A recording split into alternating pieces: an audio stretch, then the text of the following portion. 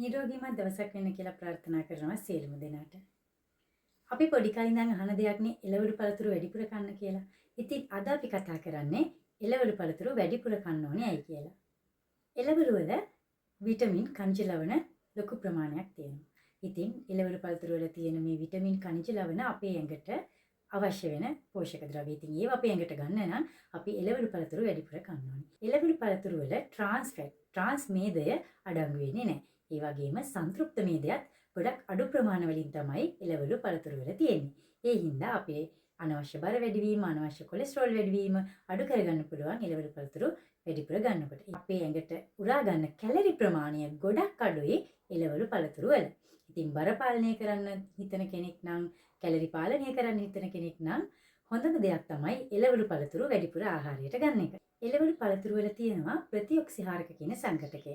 මේකෙන් සෛල හානි වෙන එක වළක්වනවා. එහෙම නැත්නම් සෛල හානි වෙන එක අවම කරනවා. ඒ වගේම ගොඩක් රෝග වලින් ආරක්ෂා කරන්න මේ ප්‍රතිඔක්සිහාරක අපිට උදව් වෙනවා. ඒ කියන්නේ හෘද රෝග, පිළිකා රෝග, අධිරුධිර පීඩනය මේ වගේ රෝග වළක්ව ගන්න අපිට ප්‍රතිඔක්සිහාරක ගොඩක් උදව් කරනවා. ඒ හින්දා එළවලු පළතුරු වැඩිපුර කන එක අපිට ඒ රෝග වලින් ආරක්ෂා වෙලා ඉන්න අපේ සෛල හානිය අවම කරගන්නත් උදව් කරනවා. මේ එළවලු පළතුරු වල තන්තු බහුලයි. තන්තු වලින් තියෙන ඊටම වැදගත් දෙයක් තමයි අපේ ආහාර මාර්ග පද්ධතිය හරි විදිහට ක්‍රියාත්මක කරනවා, මල බද්ධය අඩු කරනවා. මේ තන්තු වලින් අපේ ඇඟට සීනි, කොලෙස්ටරෝල් උරා ගන්න එක අවම කරනවා. එතකොට අපි කන බොන කෑම බීම වල තියෙන සීනි සහ කොලෙස්ටරෝල් අපේ ඇඟට උරා ගැනීම අවම වෙලා අපිට කොලෙස්ටරෝල් වැඩි වෙන්න, දියවැඩියාව හැදෙන්න තියෙන අවදානම මේ තන්තු වලින් අවම කරනවා. තන්තු වලින් අපේ ඇඟේ තියෙන විෂ සංඝටක ඉවත් කරන්නත් උදව් වෙනවා. ඒ වගේම මේ ආහාර වලින් කුස පිරීමේ ගතිය වැඩිපුර දැනෙනවා. එතකොට අපිට අනවශ්‍ය විදියට ආහාර ගන්න එක අඩු කරගන්න පුළුවන් එළවලු පළතුරු වැඩිපුර ගන්නකොට. අපි මේ කතා කරපු තන්තු වැඩිපුරම තියෙන්නේ නොපාහින ලද ධාන්‍ය වර්ගවල, එළවලු වල, පළතුරු වල, පියලි ඇට වර්ගවල සහ ධාන්‍ය වර්ගවල. අපි මේ කතා කරන්නේ එළවලු වර්ග, පළතුරු වර්ග වැඩිපුර කන්න ඕනේ කියලානේ. ඉතින් මේ එළවලු පළතුරු කියන්නේ විවිධ පාට වලින්, විවිධ වර්ණ වලින් ලොකු විවිධත්වකින් තියෙන ආහාර කොටසක්. ඉතින් එතකොට අපිට ආහාර රුචිය වැඩි වෙනවා එක එක පාට වලින්, එක එක රස වලින්.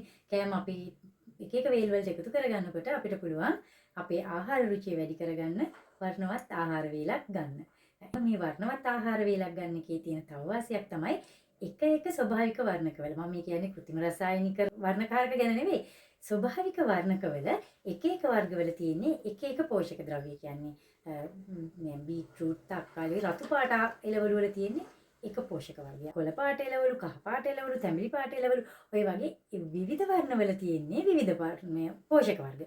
එතකොට අපිට විවිධ වර්ගවල එළවලු අපි ආහාරයට එක වේලකට එකතු කරගන්නවා නම් අපිට පෝෂක වර්ග ගොඩක් එක වේලකට ගන්න පුළුවන්. ඒ හින්දා අපි හොඳම දේ තමයි අර දේදුණු වර්ණ වලින් ආහාර වේලක් ගන්න කියනවානේ. එතකොට මේ එක එක වර්ණ වලින් ආහාර එක වේලකට ගන්නකොට අපිට එක එක පෝෂක වර්ග අපේ ආහාර වලට එකතු කරගන්න පුළුවන්. මේ එළවලු පළතුරු වර්ග ආහාරයට ගන්නකොට අපි හිතන්න ඕන දේවල් ටිකක් තියෙනවා. පළා වර්ගයක් අපි ගන්නවා නම් ඒකේ තියෙන යකඩ අපේ ඇඟට වැඩිපුර අවශෝෂණය කරගන්න නම් අපිට ඒකට දෙහි වගේ දෙයක් එකතු කරන්න පුළුවන්. මොකද විටමින් C එක තමයි යකඩ අවශෝෂණය අපේ ඇඟට පහසු වෙන්නේ. ඒ වගේම එළවලු උයනකොට අනවශ්‍ය විදියට තඹුවොත් අපේ ඒ ආහාර වලින් අපිට ලැබෙන පෝෂක ප්‍රමාණය අඩු වෙනවා. ගොඩාක් රත් වෙනකොට ආහාරවල තියෙන විටමින් වර්ග, පෝෂක වර්ග විනාශ වෙන හින්දා. ඒ හින්දා අනවශ්‍ය විදියට එළවලු තම්වන්න රත් කරන්න යන්න එපා. එළවලු පළතුරු වලට තෙල් ටිකක්, එතකොට ගාගත්ත පොල් ටිකක්, පොල් කිරි ටිකක් එකතු කරගත්තොත් මේද ද්‍රව්‍ය විටමින් වර්ග තියෙනවා. ඒ කියන්නේ vitamin K, vitamin A, vitamin D, vitamin E. මේවා මේද ද්‍රව්‍ය විටමින් වර්ග. එතකොට ඒවා අපේ ඇඟට අවශෝෂණය කරගන්න පහසු වෙන්න නම් අපි තෙල් ටිකක්, එහෙම නැත්නම් ගාගත්ත පොල් ටිකක්, එහෙමත් නැත්නම් පොල් කිරි කෑමට එකතු කරගන්න පුළුවන්. මේවා අනවශ්‍ය විදියට එකතු කරගත්තාම තමයි අපේ ඇඟේ අනවශ්‍ය විදියට කොලෙස්ටරෝල් වැඩි වෙන ප්‍රශ්න ගොඩාක් එන්නේ. අවශ්‍ය ප්‍රමාණයෙන් බොහොම පොඩි ප්‍රමාණයක් එකතු කරගන්න එකෙන් අපේ ඇඟට අවශ්‍ය කරන පෝෂක ටික ඇඟට උරා ගන්න ගොඩක් පහසු වෙනවා. සෝවදනී channel එක subscribe කරලා තියාගන්න. මේ වගේ ඔයාට වටින සෞඛ්‍යමත් වීඩියෝ අපි දිගටම ඔයාට අරගෙන යනවා. ඉතින් අදින් පස්සේ ඔයා එළවලු පළතුරු කනකොට මම මේ කිව්ව දේවල් ගැනත් හිතලා සෞඛ්‍ය ආරක්ෂිතව අපේ සෞඛ්‍ය වැඩිපුර දියුණු කරගන්න, අපේ පෝෂණය වැඩිපුර දියුණු කරගන්න කොහොමද එළවලු පළතුරු ගන්න කියලා හිතේ තියාගෙන සෞඛ්‍යමත්ව නිරෝගීව සතුටින් ඉන්න කියලා ඔයාලගෙන් ඉල්ලනවා.